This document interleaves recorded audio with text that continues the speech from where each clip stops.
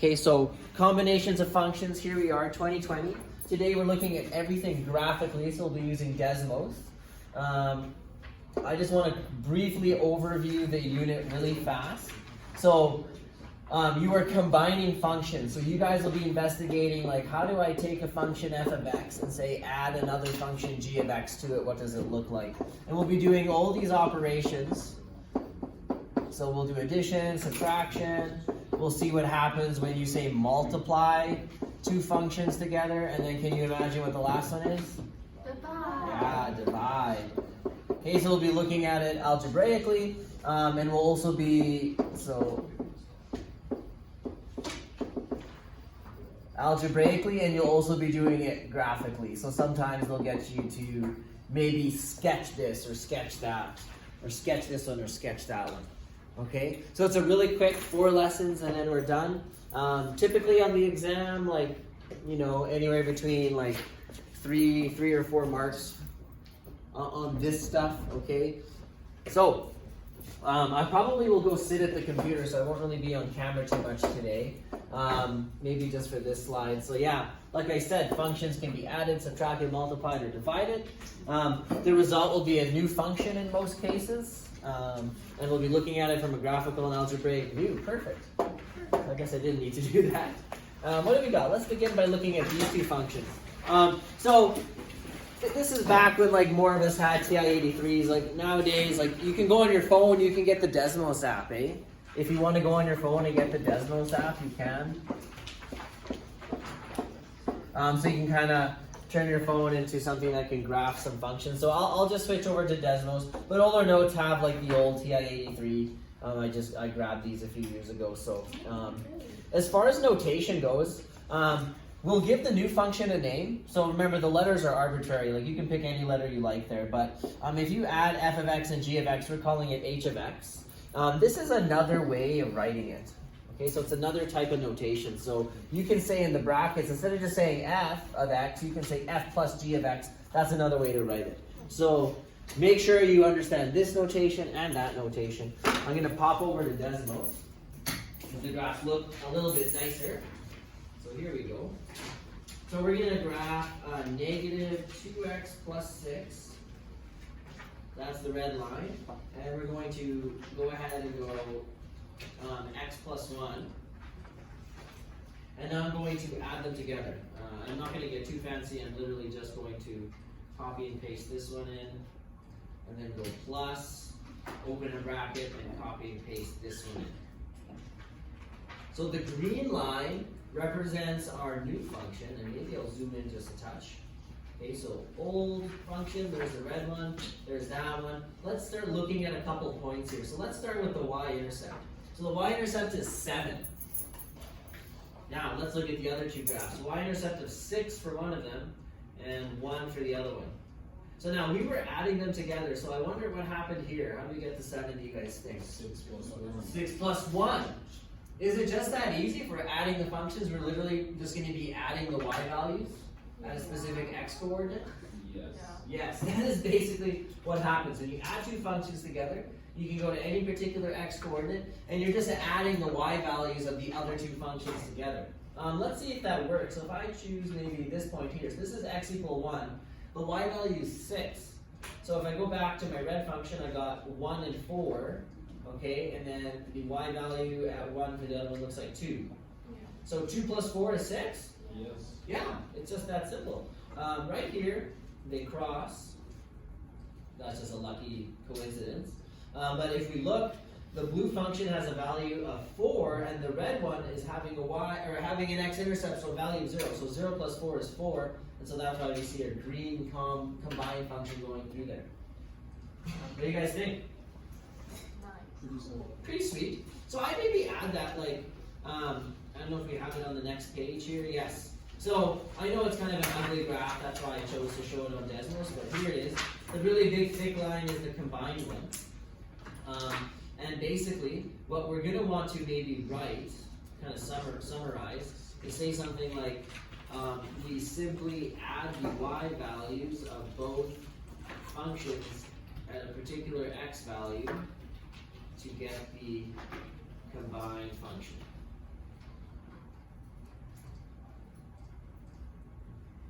And we'll also notice domain and range stay the same. So I might even just put addition of functions. That would be the key takeaway.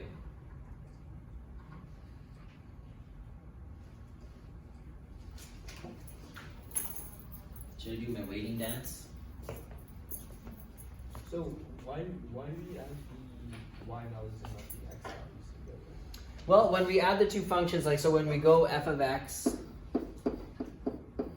plus g of x, remember these formulas generate the y values. So you're literally saying the y values of this one plus the y values of that one. The x values are going to remain constant. Right, like I plug in x equals 0 into both to generate the y value at that point, and then you're adding them together. It's a good question. So now I can do my weighting dance. Just kind of I've been experimenting with awkward dances. That's one of my favorites. Jack, you really didn't like that one, eh? That was a face palm. It's better with music. It's way better with music. No, you can swing your arms to the beat. Everybody's got that? Yes. Chan, laugh a little. Oh my goodness. Very anxious laugh. Linda, she always like that? She's just 10 out of 10 high alert all the time? Yeah. Okay, everybody's got that? Yeah? Wow, you guys are so talkative today. Alright.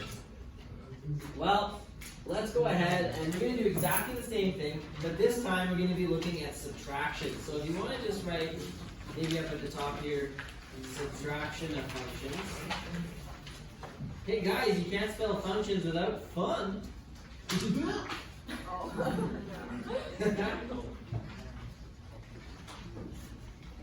Right, so in this case, if I was to highlight some part of my notes, it would be maybe this one right here. Make it bold. So yeah, subtraction of functions. We're now going to be going f of x minus g of x. And this is our f of x, so we're calling this one here f of x. This one here we're saying is g of x. And we are going to go f of x subtract g of x and see what that gets us. Now before we look at it, and by the way, here's the other notation. Right, so we can write them in the same bracket and go f minus g. So the order is the same, so I know I'm taking f, I'm subtracting g from it. But what would our prediction be, knowing what we know about addition? Subtracting y values. So you go to an x value, right, you draw that vertical line and you'll be subtracting those y values. You'll be going the y value for f of x minus the y value for g of x. So let's go take a peek. I'll do it on Desmo so you can see it nice and well. Nice and dandy. So this is our f of x, and this is our g of x. All we're going to do is we're going to change this addition sign to a subtraction sign, and the green line is our answer. So we'll zoom in a bit. There's our green line. Let's take a look at the y-intercept. So we got a y-intercept of 5. Okay, so we take f of x, the 6, and we subtract 1. Does that give us the 5?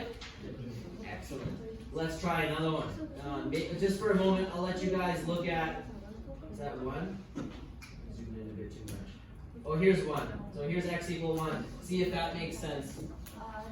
Yes. I'm recording right now, so make it a quick one. Oh, Yeah. I'll come back. Oh, okay. Okay, thanks. All right. What does it look like? Did our theory work? So if we go 4, right, y value of 4, subtract 2, that gives us? Oh, that definitely makes sense. It makes sense? Yes. Gives us 2? Yeah. Let's check out the x-intercept. Well, this one's a little bit nastier because the x values, let's not do that one. Let's go x equal 2. So for x equal 2, on our combined function, I see -1. So now if I go the red line, so what is that? Y equal 2, subtract 3, then I get -1. So that all seems to check out. Here it is over here. So y3, and on our crappy looking one, that's the combined function, that's f. minus g of x. And we can see our theory works. So let's write down our theory. So subtraction. Subtraction of functions. We subtract the y value from the y value out of the first function. Now that's wrong. So let's try one more time. We subtract the y value of the second function from the first function to obtain our new function. That's it. So tomorrow when we're doing all this stuff algebraically, I'll show you how to do that, but you understand how it works graphically. You'll be ready to graph. That's great news. What about domain and range? Were there any changes to domain and range? No, it's still like x is an element of the reals and y is an element of the reals. Like, doesn't change the fact that they're still linear, right? Grade 11 So maybe we'll add that in. F and G, please go to the library. So D and R remain the same. Alright. Are we going to do problems? I don't know. We already have enough problems. What the heck is this? Right, so now change it to multiplication. So if you can add multiplication as your title.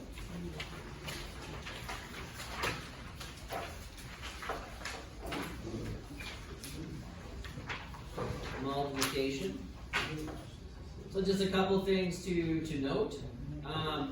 Maybe I'll just write it up here, the notation, right?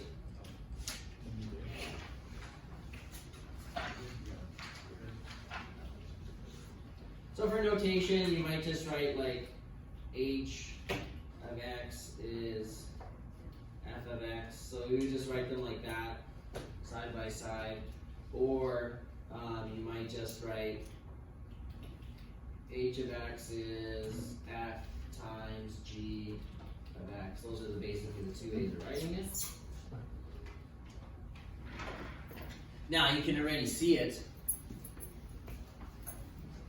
This one would be maybe a little bit trickier. What's our prediction as far as the y values go? So we go to a particular x value. What are we going to do with the y values? Multiply them together. Okay, now practically with the equations, because what were our equations like? 2x minus 1, and what was the other one? X plus 1. X plus 1, thank you. So now we're multiplying them together. So if you FOIL that out, what's going to be your maximum degree?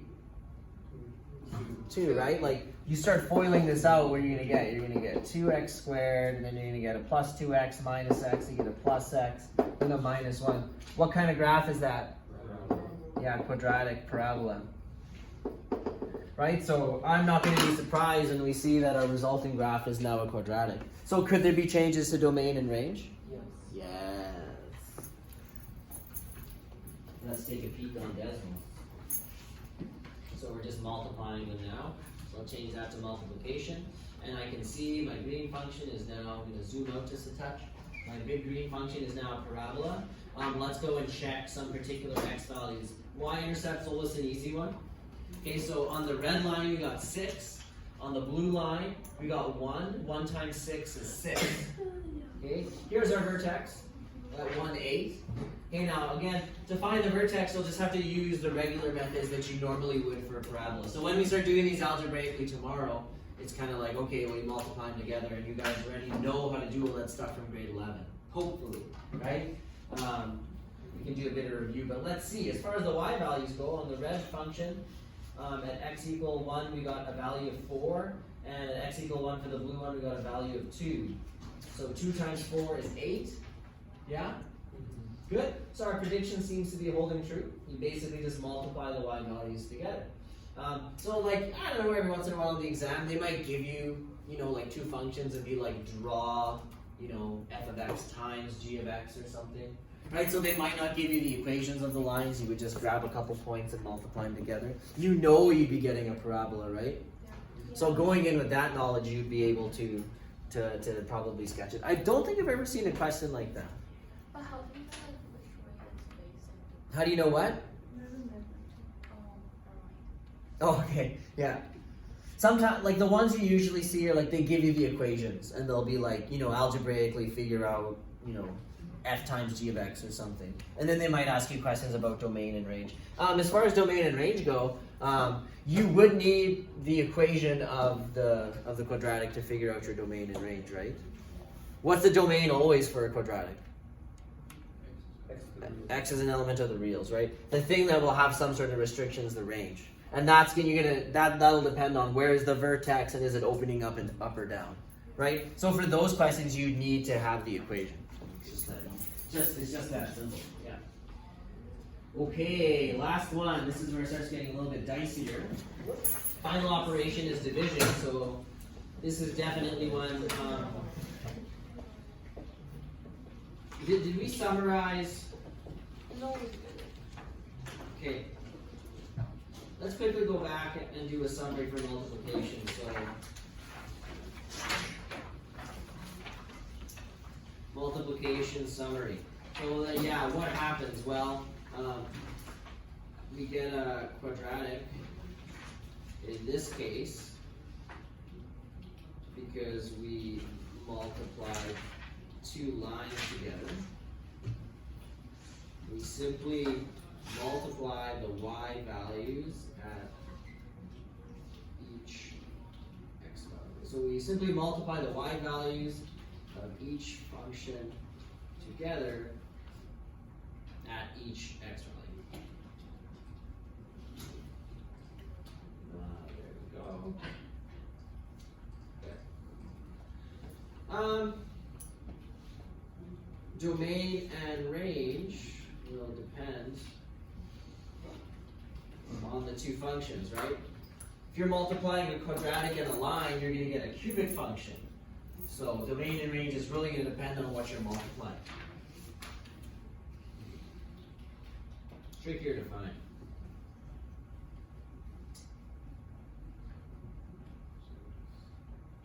Gets even trickier when we start doing division, because we're going to get non-permissible values.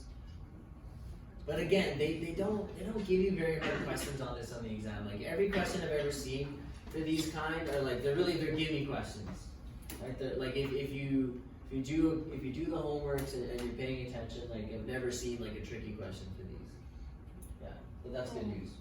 It's basically like 4 free marks. Low hanging fruit. Yeah, you like that? Yeah. Okay, let's look at division. So this is going to be trickier. Our prediction is we're just going to divide the y values. Okay, now we're going to go ahead and we're going to do. So we're going to go and do f of x divided by g of x. It's let's see. Yeah, there it is down here if you don't want to write it. So that's what we're going to do. Here's the actual equation of it. So we're sort of now bleeding into tomorrow. Like tomorrow we'll be looking at it algebraically, but it's kind of useful for the division to look at, well, this is the function that we're going to get, right? So do we have any vertical asymptotes? Yes. What's a vertical asymptote? Yeah, x equals -1, right? You can't have a 0 here. So you know it's going to be some kind of graph that has a vertical asymptote here. Right, and then it's going to be probably like this, something like that. You have to find that. So it's not obvious what you get. You're going to have to use your knowledge of, well, everything that you know. Let's go ahead and try that out on Desmo so we can get a nice little picture of it. So I'm going to attempt to change this. Whoops. Okay, I'll just retype it, x plus 1. Oh no, I got a subscript. Why has this happened? Here we go.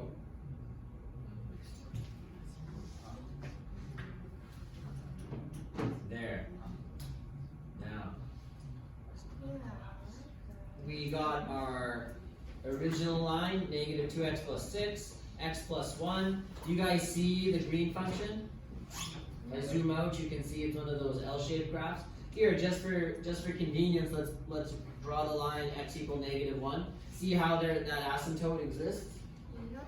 Okay, maybe I'll stop drawing the original functions, make it a little bit clearer, but there it is. So as predicted, vertical asymptote, bring these functions back. So there's going to be places where we cannot combine the y values, right? Like right here. You guys hear that? It's like a drill. I thought it was music at first. So here we go, what, 8 divided by 0, well we can't. So we get that vertical asymptote. Let's see if there's any easy ones. We got 6 divided by 1, so that's why the y-intercept's still at 6. So you can still do that method of just dividing your y values, but it gets quite a bit harder, right? Questions? Alright. So, what about domain and range? Well, like I said, domain and range are quite a bit trickier. The domain has a restriction, right? You can't equal -1 for the domain. And for the range, though, we have, where's our horizontal asymptote? Right, so if you look, using the theory that we know we have a horizontal asymptote at y equal -2. Right, when the highest degree is the same, you do the ratio of the coefficients of those terms. So -2 divided by 1 is -2. Let's confirm. So y equal -2, and we can see that our green function adheres to that. It doesn't go past that point. So that's fun. Okay, so conclusions for this one.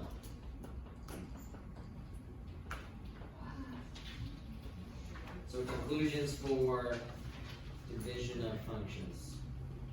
Oops. Can't spell fun without functions. Domain and range are tricky to find. We need the resulting equation. Yeah, and they won't do it to you on the exam. Like they'll give you theory questions. They'll be like, hey, here's 2 functions. If you go f of x divided by g of x, they'll be like, what are the domain restrictions, or what's the domain and range? Okay, so you'll be doing stuff like that algebraically. They don't generally. The ones that get you the graph are generally the addition, subtraction, and multiplication ones. I've never seen them make you graph a division one.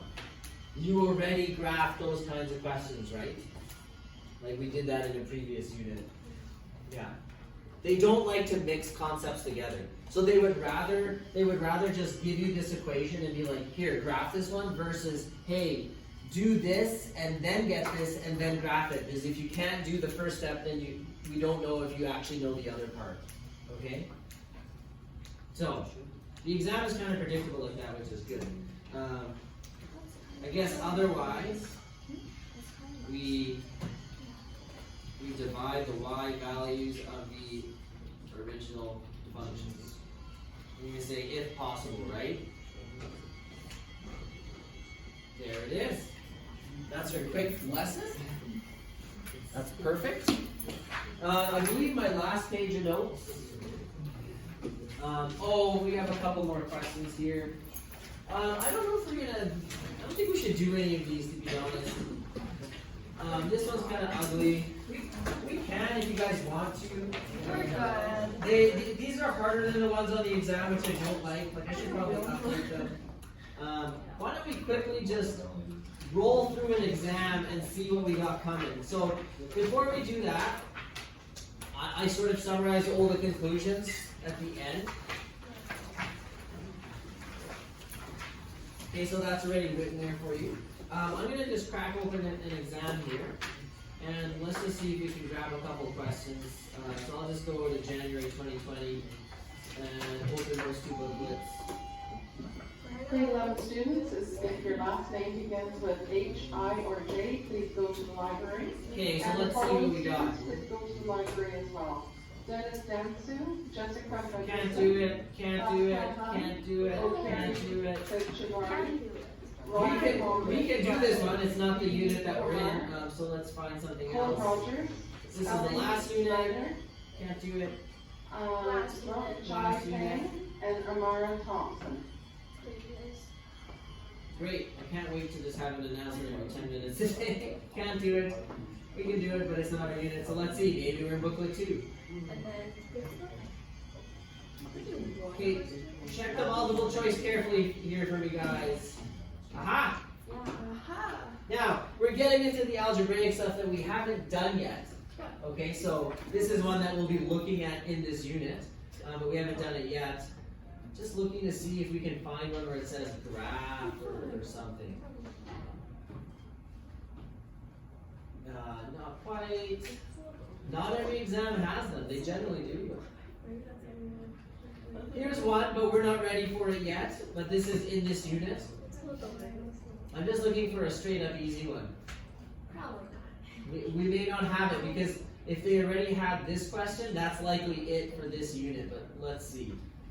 Like I said, it's 2 to 4 marks. No. Aha!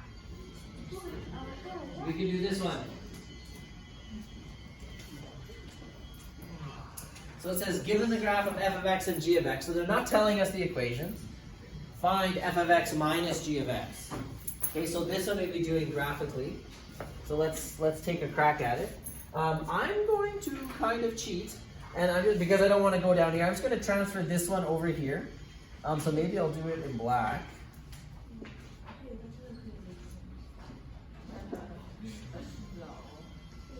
And now they got the point 2, -1. Okay, so a couple things to watch out for. Watch out for whether or not it's a discrete point or an arrow. You need to maintain that when you do your graph. So let's just start right here. X equals 0. We are going f of x, here it is, f of x minus g of x. So we're going to take our point on f of x, and we're going to subtract the one on g of x, which is this function. So we're going to go 1, subtract 3. What do we get? -2, so we're here. Now, the next one we can easily do is this point here at x equal 1. So f of x, which is 3, subtract 2 gives us 1. Now, we can't do this point, but we can do this point here. All right, so let's see what we got. We got f of x, which is a value of 1, 2, 3, 4, 5. Subtract g of x, which is a value of -1. So what do you get? 5 subtract -1. 6. So that would put us here. Now what? Connect the points. Connect the dots. And let's see. Moving forward, as we keep going, getting bigger and bigger x values, f of x continues. G of x continues. So should we have an arrow? Yes, they'll be watching for that. So connect your dots. It looks like it's going to be sort of curving up a bit. So it'll be something like this. Don't lose the arrow. So likely it would be 1 mark for getting those coordinates. And then it'd be 1 mark, half a mark at each end here. Half a mark for having the arrow, half a mark for having a point there. Okay? That's it on this exam. From this unit, we saw a lot of like composition of functions, which is something we'll do. But as far as like the graphing question, like usually there's maybe one. There isn't always one, but usually there is. Okay, I'll leave it there. Unless you guys want to scroll through another exam and try to find one. We're good. We can, but for our video, we'll leave it there. So we'll hit stop. Make sure you try the homework. And we'll do a couple more together right now. Bye-bye.